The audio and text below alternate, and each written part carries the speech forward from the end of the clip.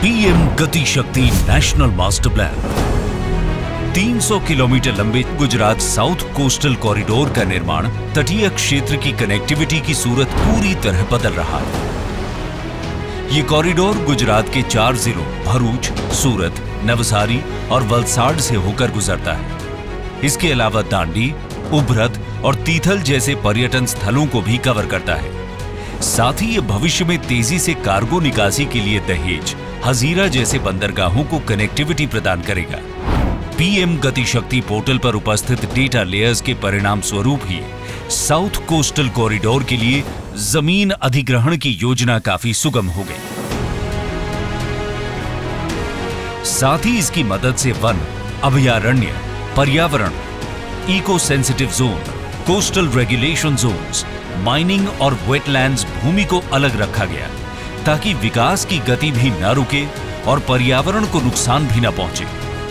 South coastal corridor का निर्माण इस क्षेत्र में उम्मीदों के न सिर्फ अनेक द्वार खोलेगा, बल्कि क्षेत्र में रहने वाले लोगों के आर्थिक और सामाजिक उन्नति को करेगा नई गति प्रदान। मल्टी मोडल कनेक्टिविटी और लॉजिस्टिकल एफिशिएंसी बढ़ाने का एक और उदाहरण है तरंगा हिल अंबाजी आबू रोड नई रेल लाइन परियोजना। ये गुजरात और राजस्थान के भीतर और देश के अन्य हिस्सों में भी कृषि और स्थानीय उत्पादों की तेजी से आवाजाही की सुविधा प्रदान करेगा। इस परियोजना के भूमि अधिग्रहण के लिए खसरा वाइज लैंड डेटा प्राप्त किया गया। सर्वे बैक्ड प्लानिंग के कारण समय की बचत हुई।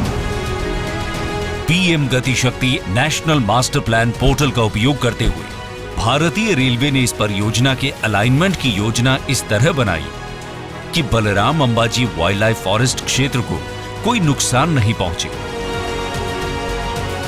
साथ ही पहले के अलाइनमेंट के नीचे पड़ने वाली तांबे की खदानों को भी बाईपास कर दिया गया था। ये परियोजना क्षेत्र में रेल संपर्क तो प्रदान करेगी ही, लोगों के यातायात की सुविधा में अभूतपूर्व सुधार भी होगा। अंबाजी जैसे महत्वपूर्ण स्थलों को जोड़ने और इसके निर्माण के दौरान 40 लाख मानव दिवसों के प्रत्यक्ष रोजगार का सृजन अनेक सपनों को अपनी मंजिल तो देगा ही, साथ ही देगा अर्थव्यवस्था को तेज गति।